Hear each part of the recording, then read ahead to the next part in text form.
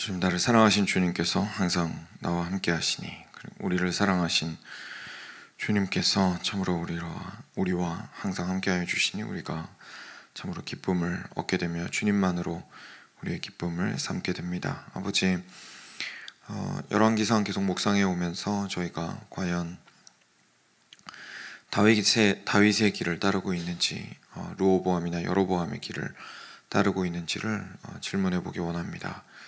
저희 삶 속에서 계속해서 가장 작은 일에서부터 큰 일에 이르기까지 주님을 사랑하는 자라는 참 칭호를 얻기에 부끄러움이 없을 수 있도록 주님을 항상 바라며 주님의 마음을 헤아리며 또한 주님의 뜻 가운데 행하고자 하며 무엇보다도 우리의 마음이 주님을 사랑하고 주님을 경외하기를 원합니다. 아버지 하나님, 함께하여 주시고 도와주시옵소서. 이 아침 우리가 말씀 앞에 설 때에 그냥 단순하게 이 시간만을 채우거나 우리의 종교심을 평온케 하거나 그냥 좋은 이야기를 들은 것으로 만족해 되는 것이 아니라 실제로 우리의 삶 가운데에서 어떻게 행해야 하는지에 대하여, 어떻게 생각하고 말하여야 하는지에 대하여 도전을 받고, 그리고 우리의 삶을 계속 주님께서 원하시는 방향으로 만들어 나가고 주님의 은혜를 누리기 원합니다. 아버지 하나님, 그 길이 쉽지 않음을 알고 있습니다. 주께서 도와주셔서 그렇게 할 수 있도록 해주시고, 그래서 그 안에서 참 더 큰 기쁨이 우리 삶을 살아가는데 넘치게 되기를 원합니다.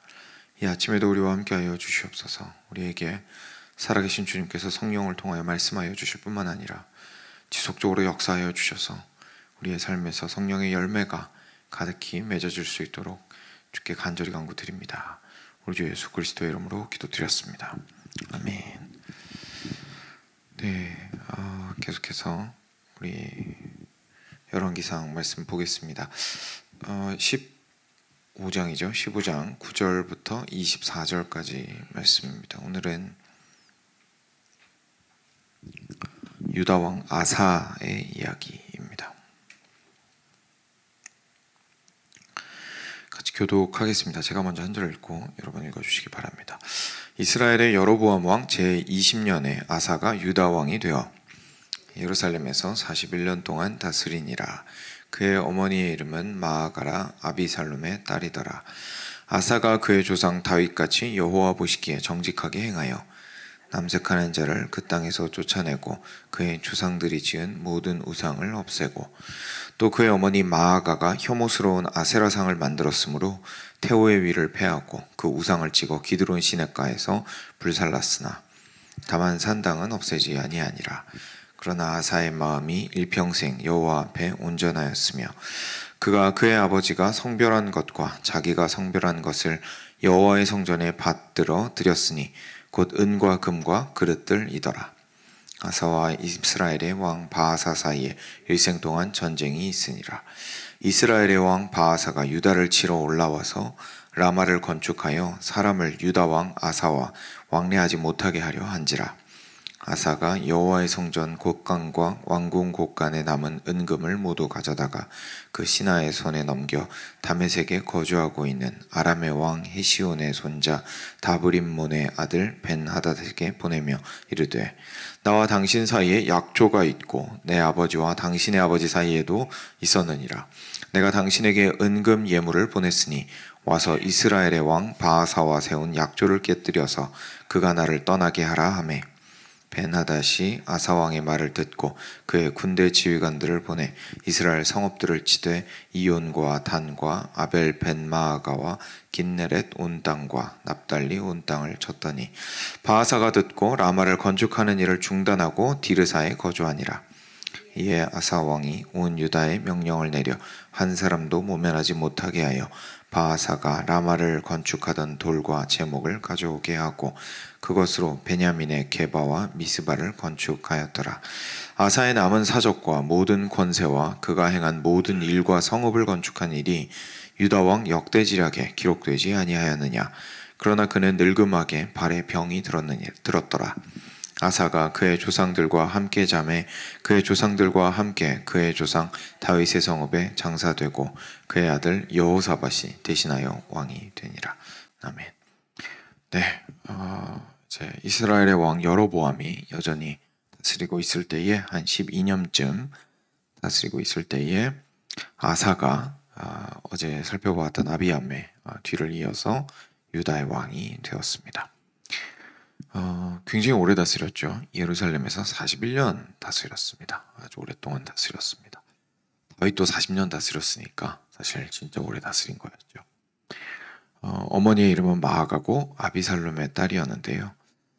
또 어떤 분께서 예리하게 질문을 해주신 분이 있었는데 그 앞부분에 우리 아비암을 보아도 아비암도 어머니의 이름은 마아가라 아비살롬의 딸이더라 이렇게 나오거든요.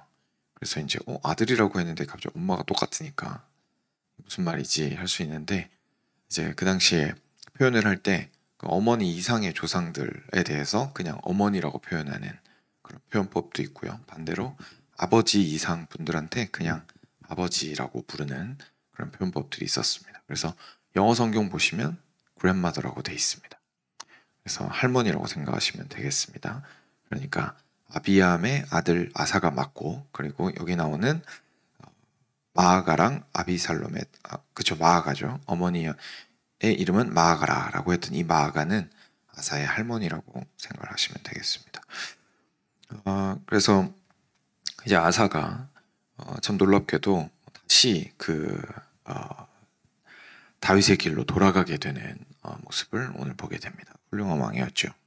그래서 11절 보시면 아사가 그의 조상 다윗같이 여호와 보시기에 정직하게 행하여 이렇게 되어 있습니다. 히브리어에서 이제 정직하다라는 표현을 보시면 제일 먼저 떠올리셔야 되는 게 솔직하다가 아닙니다. 한국말에서 정직하다 그러면 이제 왠지 솔직하다가 제일 먼저 떠오르는데 사람이 솔직한 게 아니고요. 정직하다는 똑바르게 서 있다는 뜻입니다. 말 그대로. 한국말도 사실 바를 정자에 곧을 직자잖아요. 그러니까 똑바로 서 있다는 뜻인데 사람이 곧바르고 하나님을 향해서 흔들리지 않고 똑바르게 서 있다. 이제 그런 뜻으로 이해하시면 되겠습니다. 그래서 아사가 그의 조상 다윗과 같이 하나님이 보셨을 때에 참 똑바르게 서 있고 좌로나 우로나 치우치지 않은 사람이었다. 그랬습니다. 그러면 저희가 궁금하잖아요. 그 모습이 어떻게 드러나는지에 대해서.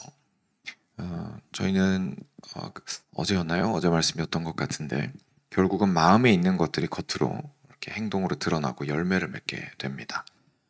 성령의 열매가 중요한 이유는 우리 안에 성령이 거하시다라는 것이 그걸 통해서 증명되기 때문이죠.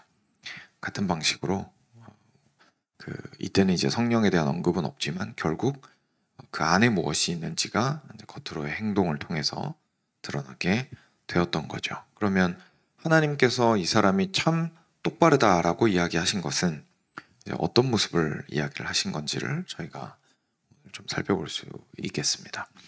12절에 보시면 남색하는 자를 그 땅에서 쫓아냈습니다. 그리고 그의 조상들이 지은 모든 우상을 없애버렸습니다.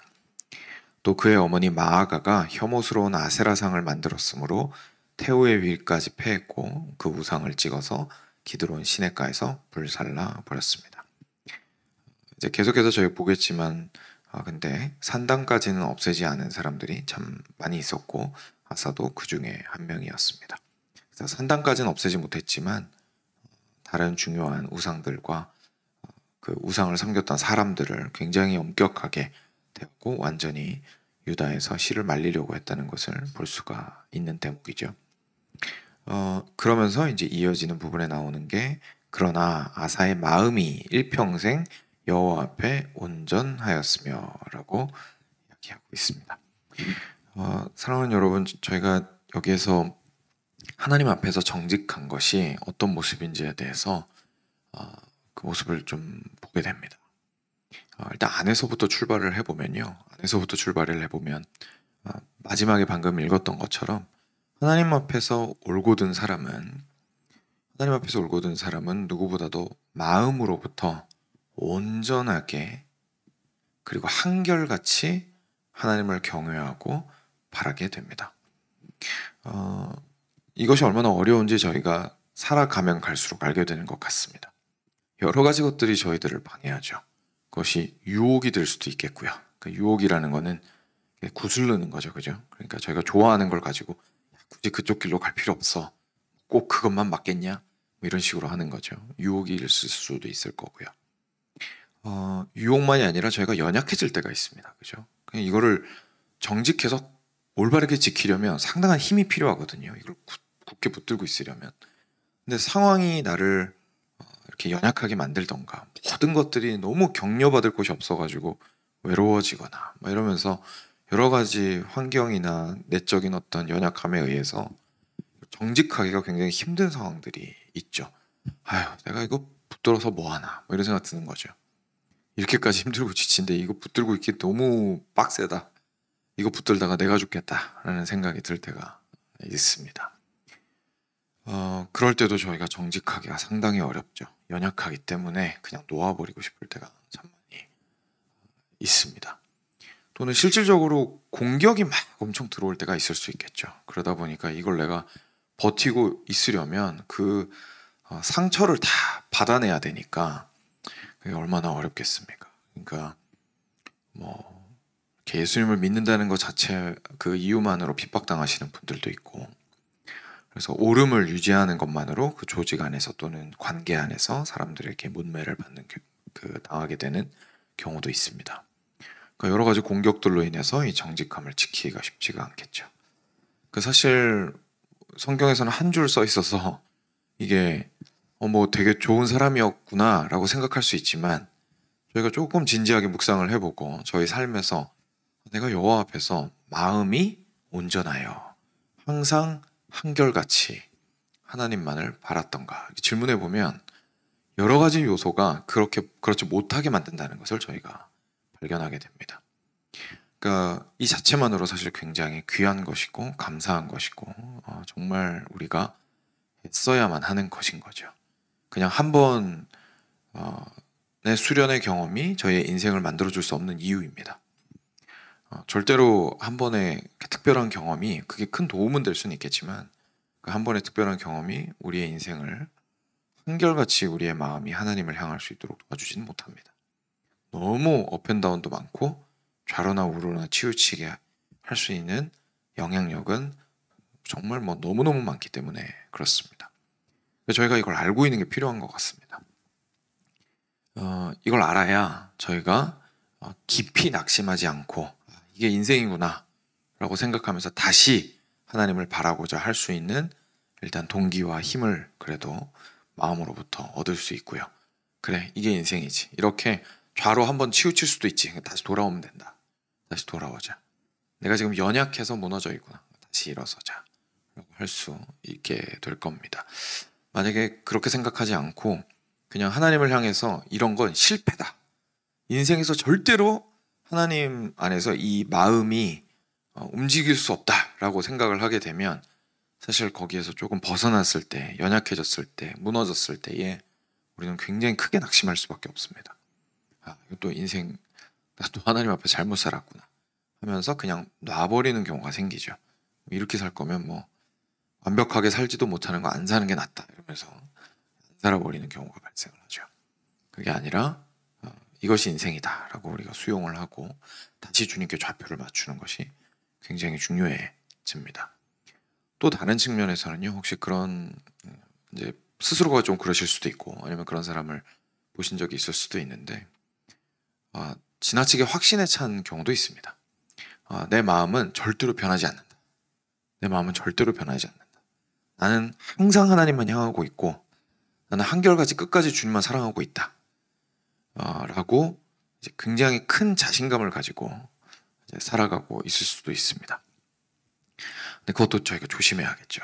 왜냐하면 그만큼 주변에서의 여러 가지 어려움들이 있을 때에 그걸 오늘 아사왕은 41년 동안 하나님에게 이 귀한 평가를 받았는데 그 평가를 받기가 참 쉽지 않다는 것을 저희가 기억하고 사실 겸손할 필요가 있습니다.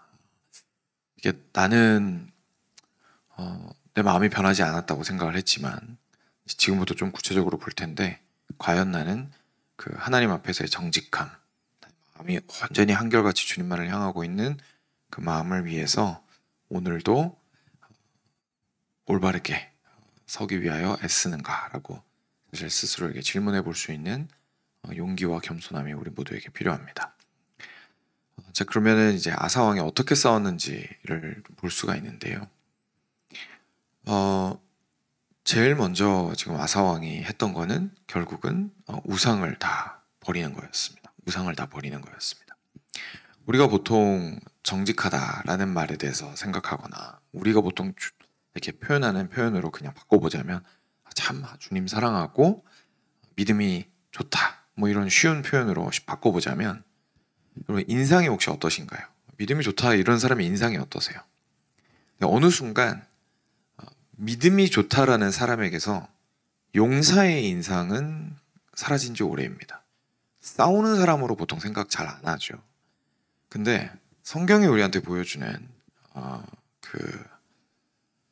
이제 소위 말하는 믿음이 좋은 사람, 주님을 끝까지 사랑하는 사람, 이런 사람은 굉장히 무서운 사람들입니다.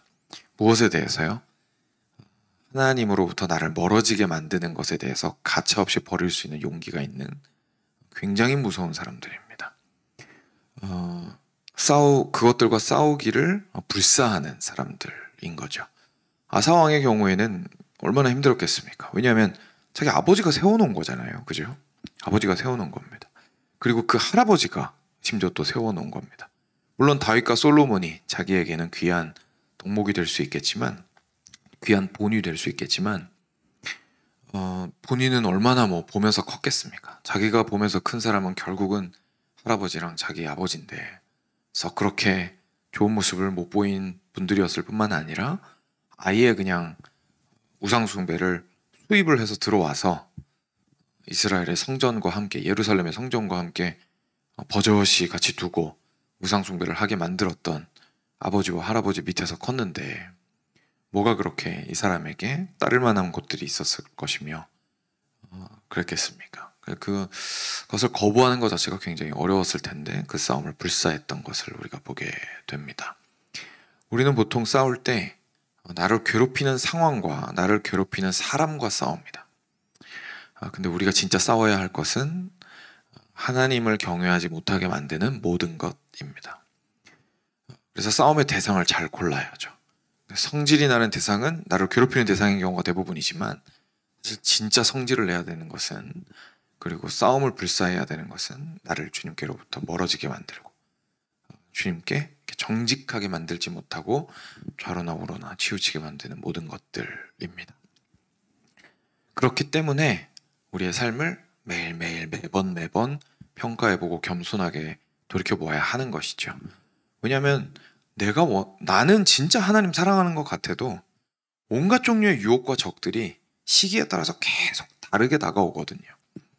어떤 때는 이거 괜찮았는데 다른 게 너무 크게 다가오고, 시간이 지나면 아유 그래 내가 그때 어렸어가지고 그것 때문에 그렇게 힘들어했구나 라고 해서 이제 괜찮다고 생각했는데 그때는 그때의 적이 있는 거죠. 또 그때는 그때의 적이 있죠.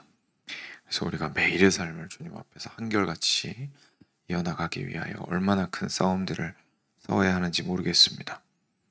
그러다 보니까 심지어 자기 할머니 마아가가 세웠던 아세라상을 없애버렸을 뿐만 아니라 심지어 할머니를 폐위시켜버립니다. 할머니를 폐위시켜버립니다. 엄청나죠. 그죠? 엄청나죠. 그가 폐위시켰다는 건 결국 가지고 있었던 권리까지 박탈했다라는 얘기인데, 그런 것들을 생각을 했을 때 이 아사왕이 얼마나 강경하게 그 우상숭배를 나라에서 몰아내려고 했던 것인지를 저희가 보게 되는 부분입니다. 저희 삶 가운데에서 만약에 저희가 주님을 경외하지 못하게 만드는 것들이 있다면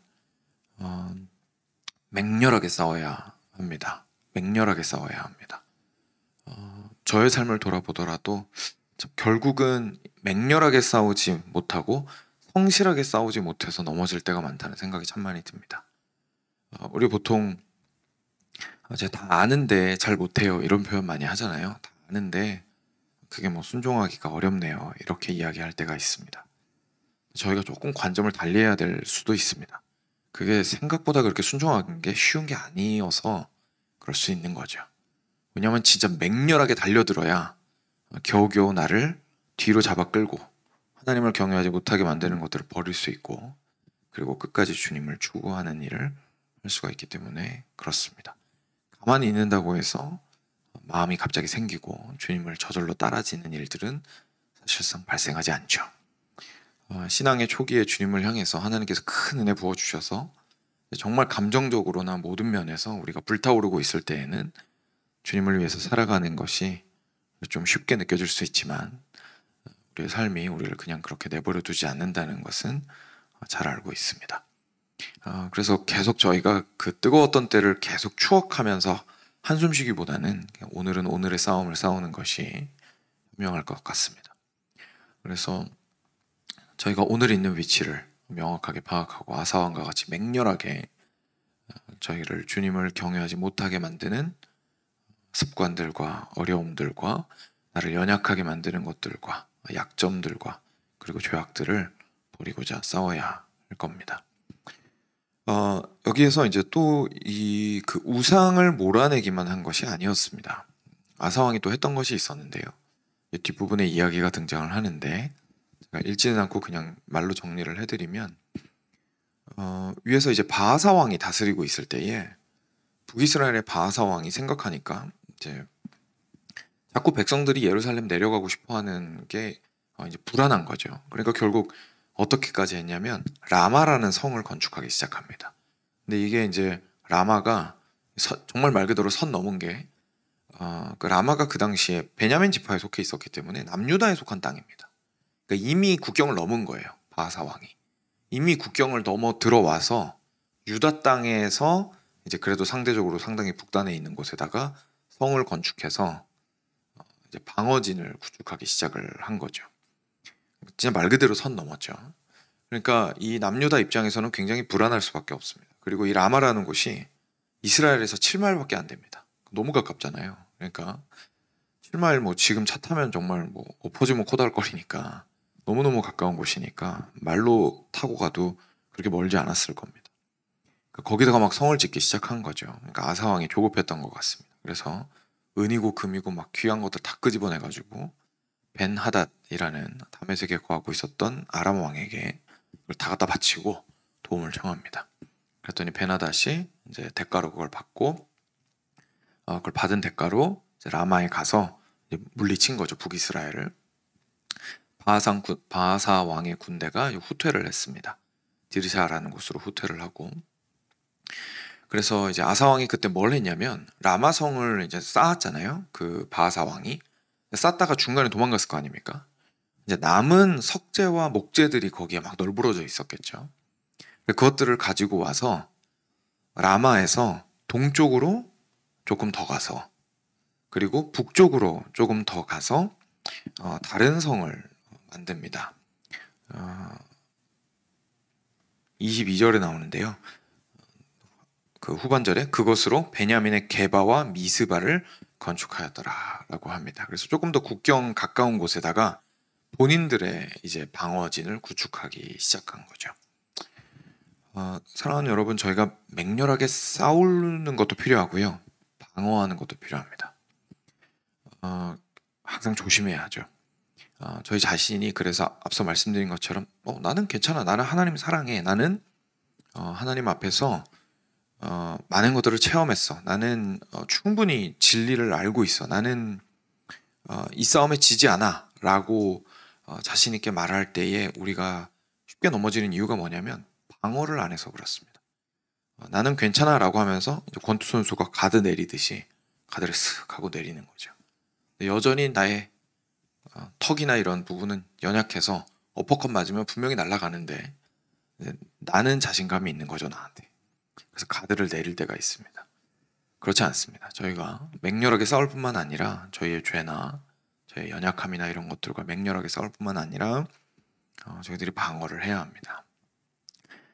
그 방어하는 방법 또는 맹렬하게 싸우는 것, 그 공격이 또 최선의 방어라는 표현도 있잖아요. 그래서 맹렬하게 공격하고 그리고 방어하는 것에서 우리가 절대로 빼놓을 수 없는 것이 결국 말씀과 기도인 것이죠. 그래서 이 시간이 참 소중한 것 같습니다. 그래서 이 시간이 참 소중한 것 같고, 저한테 이제 새벽기도 힘드시죠라고 물어보시는 분들 많이 있으신데 걱정해 주셔서 감사하고, 저도 피곤한 거는 뭐 육신을 가지고 있으니까 뭐 그런 부분이 분명히 있지만, 근데 이게 분명히 저의 삶에 있어서도 이게 공격과 방어를 해주는 부분이 분명히 있다는 거를 경험을 하게 됩니다. 저희가 참 연약한 거죠. 저 같은 경우에는 신학을 그렇게 오래 하고 사실 붙들고 있었던 게 성경이랑 책밖에 없었는데도 불구하고, 그리고 어린 시절부터 굉장히 막 엄격한 부모님 아래서 신앙생활을 해왔음에도 불구하고 여전히 매일의 삶 속에서 무너질 것 투성이고 연약해질 것 투성이기 때문에 결국 참 자신해서는 안 되고, 오늘도 오늘의 양식을 먹고 오늘도 오늘의 기도를 올려야 하는 것이 저의 모습인 것을 좀 겸손하게 인정할 수밖에 없는 것 같습니다. 그런 측면에서 참 저에게도 은혜가 되고 있거든요.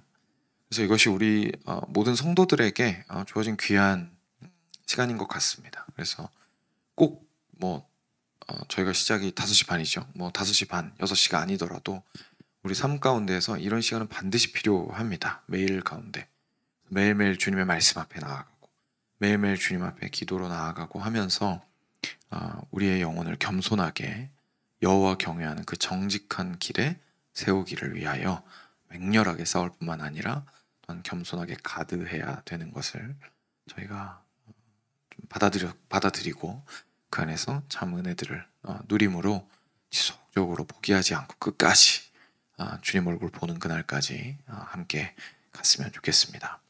이 시간 함께 들으신 말씀 기억하시면서 기도하도록 하겠습니다.